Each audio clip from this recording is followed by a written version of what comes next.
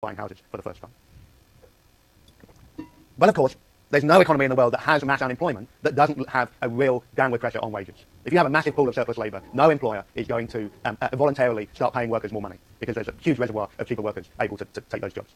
So wages in the old industrial sectors particularly suffer greatly, and I'm going to focus upon the coal miners because the mining industry is at the forefront of this collapse of the export market and the forefront of the industrial militancy of the 1920s and 1930s. So a coal miner's wages between 1924 and 1935 fall from £180 a year to £149. And remember, the size of the workforce fell by about 500,000 during that same period.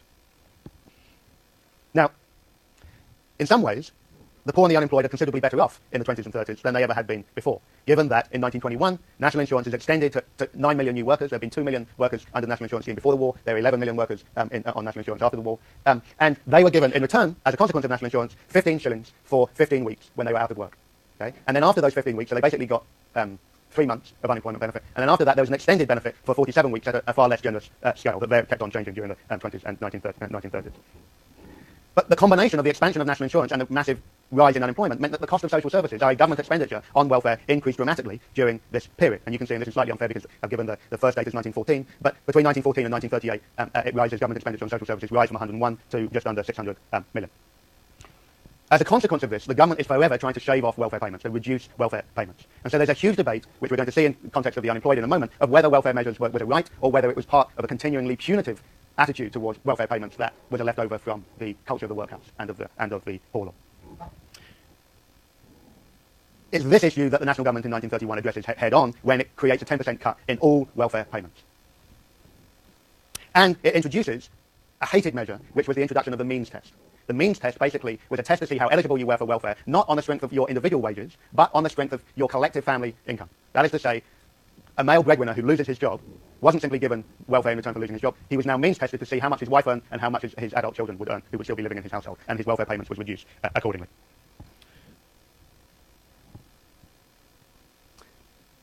By 1930, 30% of the population were living under £3 a week. So a combination of unemployment, a combination of the reduction of welfare measures meant really widespread and considerable poverty. Now, in response to this, you have the emergence of a new type of political formation, which was an organisation devoted to the protection of the unemployed and the articulation of the interests of the unemployed. And I should add, of course, that this is not unique to Britain. You see movements for the unemployed in the US in the 1930s and in Canada as well. You need this new organisation, the National Unemployed Workers Movement, because the unemployed felt unrepresented by the organised labour movement. Trade unions didn't want to know you once you'd lost your job, and the Labour Party was the party of the trade union movement and had been instrumental in the austerity measures that were introduced as part of the national government and had not been a friend to the unemployed either in the 9 months in power in 1924 or in 1929. So this National Union of Unemployed Workers basically organises a series of hunger marches, which had contingents which basically marched from all across the country, as you can see on this map. This is the hunger march against the means test in 1932, and they march and they all converge on London. They all try and converge on London at the same time. If you check out the website, you'll see the culmination of this hunger march in London with a Reuters news clip. These hunger marches were basically completely ignored by most people, but they struck a nerve in 1936 in an unprecedented way. And part of the reason why that happened was because there was a non-partisan hunger march organised from Jarrow up here in the northeast. The big shipbuilding company in Jarrow basically closed, and unemployment in Jarrow reached around 80% after the close of the shipyard. And the town council, together with the local MP, who was Ellen Wilkinson, a Labour MP, organised this hunger march down to London. And it was a cross-party sense of this march that meant that people finally thought it was okay to feel sympathetic towards the unemployed. So I don't want you to think that everybody's concerned about the plight of the unemployed. They're not. But in the 1930s, people begin to recognise the scale of unemployment and begin to see it as not only a significant economic problem, but also a very serious social problem. And just as these unemployed workers march from the north down to the south, so increasingly intellectuals take the reverse journey. Suddenly intellectuals, people like writers like George Orwell, think that they have to go up to Wigan Pier and see what the north of England are like, and see what a strange country it is, and what its people are like. You see this also in J.B. Priestley's English Journal in 1934, where he tours around the country in his motor car very like H.V. Morton had done in the countryside, except for rather than trying to find the ideal English village with its parish church and its village green, and its quaint locals, Priestley's concerned to try and provide an anatomy of Britain as a country, and outlines famously these 3 different versions. What are the 3 different versions of England? Have any of you done this reading? No? Anyone know the 3 versions of Priestley's England? The old rural England of quaint village greens and parish churches, the old industrial England, which he sees as haunted by the figure of the unemployed, and the new suburban England full of factory girls looking like actresses. It's not just figures like Orwell and Priestley, it's the documentary film movement, go and make films up in the industrial north that highlight the plight of the poor and the unemployed. New social research organisations do it. Everybody gets engaged with trying to grapple and educate people about the conditions of poverty in the industrial north. In this sense, I'm saying poverty and unemployment is rediscovered in the 1930s. I think I have time to do this. This is the clip of the... No, I don't have time. Okay, because I want to show you a clip from Modern Times instead. Okay, any questions before we get on to the planning stuff? Your love of economic history always overwhelms me. Okay, so out of this economic chaos comes a new interest in trying to find an alternative form of economic and social management. Where does that come from? Clearly, I'm suggesting it comes in part from the growing sense of economic and social problems, but it's also driven by other cultural forces. One of those is the increasing prevalence and visibility of science and technology, and the belief that science and technology will be able to transform the world is a form of unparalleled good, rather like our governor thinks that online education is the way of sorting out all the ills of higher education.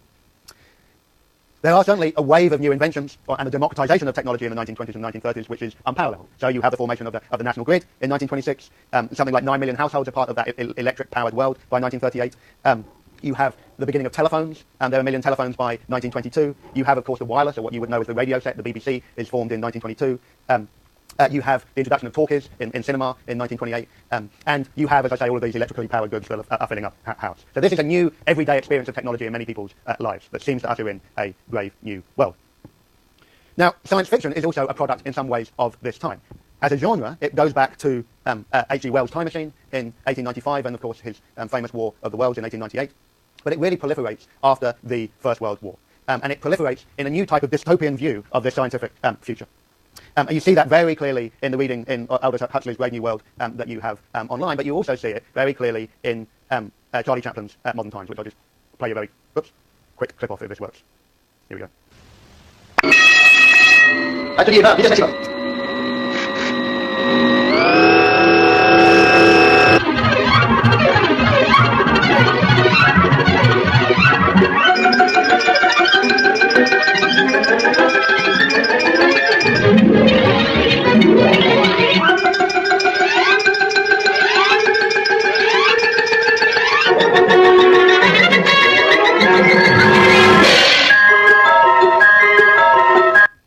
Have you not seen that clip before? Great stuff. Chaplin was, of course, British, even though you Americans often like to claim him as your own. So Modern Times comes out in 1940, but it's a classic account of the sort of dehumanizing nature of mass technology and scientific management and production, which I'm going to talk about in a minute. So there are those people who take this dystopian view of science and technology, but there are also increasing numbers of people who are entranced by the possibilities of science and science technology as a solution to economic and social problems. Key intellectuals like J.D. Bernal and Haldane in England advance a new type of scientific socialism, a belief that science in relationship to socialism can bring a new prosperity and happiness to human life. There are also those people who think that science provides a type of disinterested type of way of running the government, that science was above politics. You didn't have to bring socialism into science because science and technology provided an objective and disinterested way of reshaping government. And that strand is, I think, very important in the development of the idea of planning in the 1920s and 1930s. It also has its roots, of course, in American scientific management, in F.W. Taylor's famous book of 1911. But scientific management in Britain never really took hold for a variety of different reasons, one of which was the reluctance of British managers to think of management as a science. British industry was very much run by on a sort of gentlemanly amateur basis until remarkably late. Its influence was primarily felt during the First World War, and it was felt in a very different way, which is to say that a humanized version of scientific management was adopted. And the key figure here was the social investigator C-Bone Rowntree, who, through his work at the Ministry of Munitions in the First World War, was trying to provide those new forms of welfare to workers that would increase production that I told you about during that lecture. Out of that endeavour came the formation of these new units, the Industrial Fatigue Research Board in 1918, the Industrial Welfare Society in 1918, and then later the National Institute of Industrial Psychology. In Britain, in short, insofar as scientific management takes hold, it doesn't come in trying to dehumanize the worker. It takes hold through trying to take the human factor of production seriously, to try and provide forms of welfare that would make workers more effective.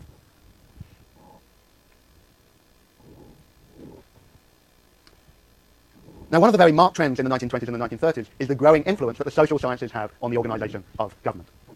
And in many ways, you can see that in the proliferation of social research.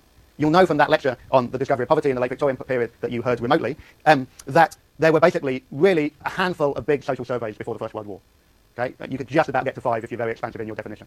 Okay? After the war, there are 156 different types of social surveys conducted in just 17 years, between 1918 and 1935. And those social surveys weren't general studies of poverty like those before the war. They were now much more targeted. They were studies of housing, problems with housing, problems with malnutrition and health, the problem of unemployment, etc., etc., etc.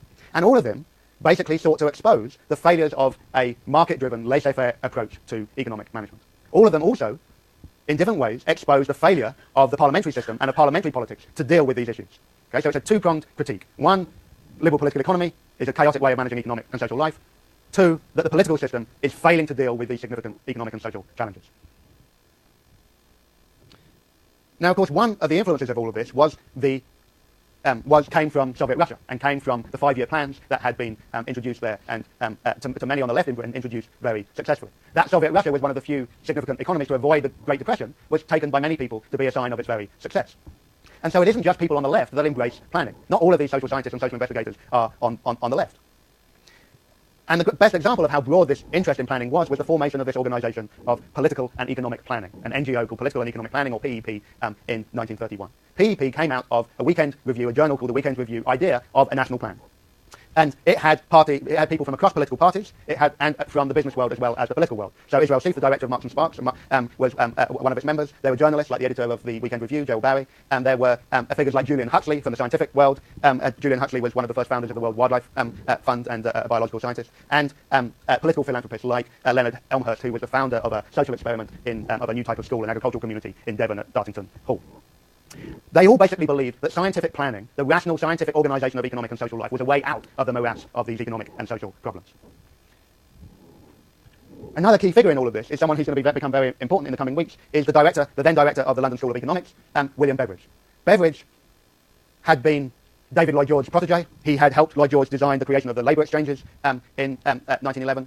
1910, 1911. He had been the man who had introduced the system of rationing during the First World War. Okay, so both great examples of active government organisation of economic and social life. And after the war, he became the director of the London School of Economics, which made its name as an institution not on shamelessly fleecing overseas students as it does today, but by trying to develop a science of public administration. The London School of Economics basically was the ground zero of social science in Britain and the application of social science to public administration and to government life. One example, I'm going to now give you two examples of how planning takes practical shape. And the first is going to be around town planning, and the second is through economic life. So you already know that there was a massive development in the public housing stock in Britain in the 1920s and the 1930s, and that took place as a combination of public housing and the construction of private housing. Now, despite the ideals of the Garden City movement in the Edwardian period, that development of the housing stock in the 20s and 30s was completely unplanned, and it led to very fragmented estates being built. It led to the sprawl of suburban development across the countryside that so animated the Council for the Protection of Rural England, as we heard about on Tuesday. But it also created new estates that seemed to be cut off entirely from social life. They were built in places, for instance, that didn't have public transport services, or that didn't have pubs, or didn't have libraries, or didn't have any type of shopping facilities. And doctors become increasingly concerned in the 1920s and 30s with something that they call the neurosis of suburban housewives. That housewives cut off in these new domestic environments become increasingly neurotic because they've been separated from the social worlds in which they had grown up. It's also incidentally often on these new estates that the deepest pockets of poverty existed because people were so concerned to keep up with paying the rent, so they had the social prestige of living in these estates, that they cut corners on buying food and clothes and all the other necessaries of life. So for instance, the Houghton estate in Liverpool housed 30,000 people in the late 1920s. It didn't have a single pub or a single shop. And really, in Liverpool, not having a single pub around 30,000 people is a significant problem. There are attempts to try and create, philanthropic attempts to try and create more planned forms of provision. So you see that, for instance, with the development of Wythenshawe near Manchester. By the way, this image of Bromley in Kent is meant to be an example of unplanned construction. John Simon was the architect, not the architect, but the person who basically led the push for the development of Wythenshawe. He was a Liberal MP. And he had a long-standing interest in slum clearances and housing development. In fact, he'd written a book in 1929 called How to Abolish the Slums. He was also an incredibly wealthy man, and he donated